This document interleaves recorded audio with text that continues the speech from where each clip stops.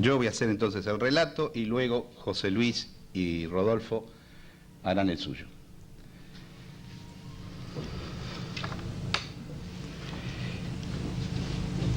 Este escrito es el guión de un libro mío en preparación, con el sugestivo título Coeficiente de Adversidad, donde incursiono en el género autobiográfico, el menos modesto de los ejercicios literarios, para investigar en la narrativa de la fundación de mi apellido el sentido de la tragicomedia que tiene hoy al COE por escenario. Lo que ahora nos pasa aquí debe entenderse en el contexto de una narrativa que, según la moderna teoría literaria,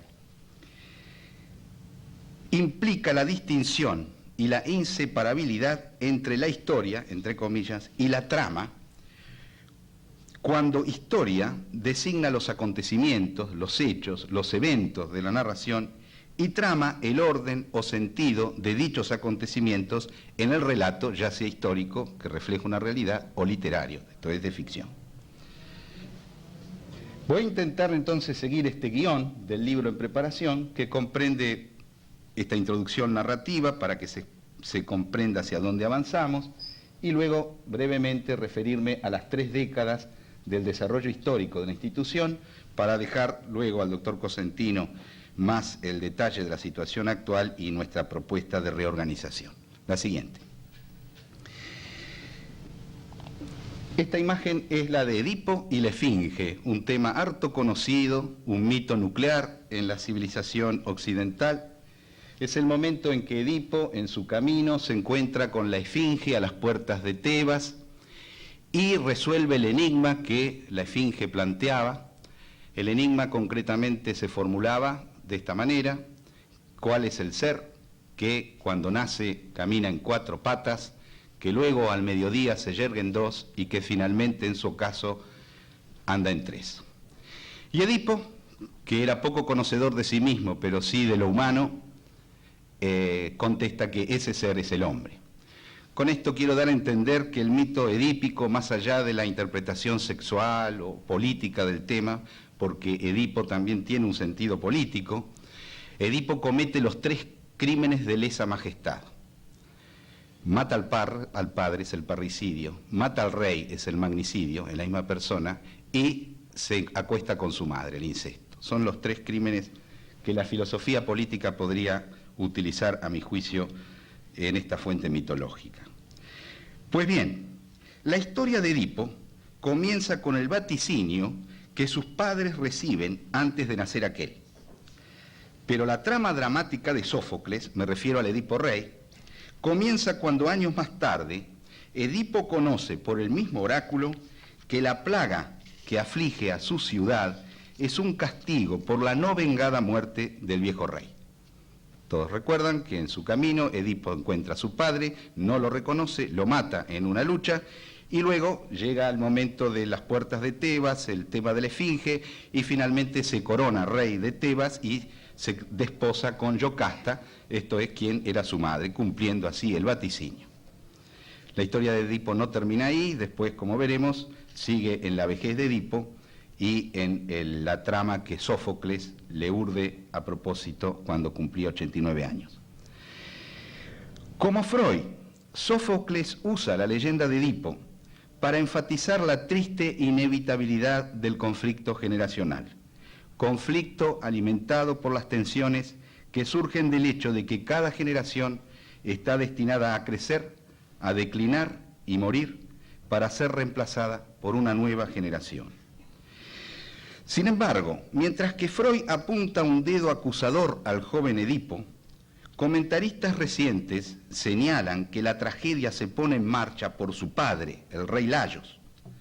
Layos intenta escapar a la profecía del oráculo de que él sería matado por su propio hijo, abandonando al niño Edipo a morir en la ladera. Pero un pastor compasivo llevó a Edipo a Corinto, donde es criado por una pareja que él, Edipo, cree son sus verdaderos padres. La acción de Layos, que significa el intento de negar la mortalidad y la sucesión generacional, solo sella su suerte, la cual recibe 15 años más tarde en manos del ignorante Edipo. La siguiente. Pues bien, la trágica figura edípica, está doblemente encarnada en el COE por el fundador y el presidente, quienes arrastran a unos y otros al conflicto sucesorio generacional, tanto más trágico por la dividida fuerza moral entre el joven y el viejo Edipo, porque ambos son Edipo. Edipo somos todos. El primero, el joven Edipo, yo, intenta reinar para hacer el bien, lo justo, lo correcto, y si fracasa, asume su culpa y el condigno castigo. El segundo busca transformar su condición de exiliado y peregrino en la de un héroe que confiere bienes seculares y sagrados a la comunidad que lo recibe. La siguiente. Es la imagen que corresponde a Edipo Viejo en el texto de Sófocles, Edipo en Colona. Es el tema justamente que Sófocles escribe a los 89 años y significa un gran retrato espiritual de la vejez. Edipo, exiliado, peregrino, finalmente se refugia en la comunidad y se cumple también el oráculo en el sentido de que él iba a dejar una herencia, un legado que la sociedad iba a saber aprovechar. Esta es también la fuerza moral del Edipo Viejo. Yo voy a narrar la historia y la trama del COE como un ejercicio de equilibrio entre los dos Edipos, para la comprensión de todos y en prenda de unidad. La siguiente. No he de volver, esta es una foto del relevo presidencial en agosto del 90, no he de volver sobre la historia mitológica de la fundación, según el relato en mi mensaje del 15 de agosto de 1990, al cumplirse el 21º aniversario de la institución y asumir la presidencia vitalicia de la misma. Se titulaba entonces La saga de la excelencia, Quirón, Asclepio y nosotros.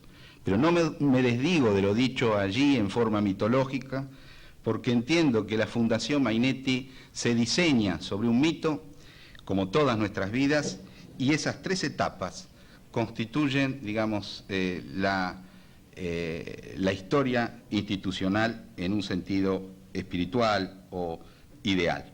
La saga de Quirón es la primera década porque es la del proyecto fundacional. Asclepio representa la segunda etapa, la década del 80, porque es la historia del Dios que construye el templo con sus fieles seguidores, devotos y difuntos, todos los que de alguna manera ayudan a Asclepio a realizar su sueño. Y finalmente se termina la época de los dioses, de los grandes hombres, de los próceres, y viene el nosotros, a los que yo aludía, forzando un poco el lenguaje, en aquella conferencia, la saga de la excelencia. Quirón, Asclepio y nosotros. ¿Vienen quiénes? ¿Quiénes venimos? Venimos los simples mortales que tenemos que vivir, hacer nuestras vidas y llevar adelante una institución que es una institución médica. Es el turno de los médicos, es el turno del nosotros. Bien, sin proyección, un minuto para evitar distraer en este objetivo. Se trata esta vez de la historia oficial de la Fundación, para la que tengo autoridad por ser miembro vitalicio cofundador y secretario permanente del Consejo Directivo desde 1969 a 1990. Fecha en la que paso a desempeñarme como presidente vitalicio de la misma. La historia de la Fundación Mainetti registra 3 etapas claramente delimitadas por las décadas del 70, del 80 y del 90. De cada una de ellas haremos en forma esquemática la caracterización general, esto es los rasgos que la definen, luego la dramatización principal, esto es los actores, los escenarios, los actos, los argumentos, y el balance final, incluido el económico-financiero, o epicrisis, porque cada década termina con una crisis, que significa cambio, recordemos, no necesariamente connota algo negativo, que da lugar a la etapa siguiente, lo que se podría llamar la epicrisis. lo que pasa luego de la crisis, cuando hay resolución de esta crisis. Tan reiterada es esta suerte numeral, las memorables crisis del 79, la crisis del 89, que incluso la fundación nace en el año 69 de una crisis en la vida del fundador. Ver su testimonio, Los amores de Cronos, con motivo de su alejamiento de la cátedra de cirugía en la Universidad Nacional de La Plata. El texto está en Quirón, volumen 4, número 1, año 73. Y si esta vez nos hemos adelantado en la crisis 2 años antes, será porque no se trata solo de un cambio de década, sino también de siglo y de milenio. Ahora sí.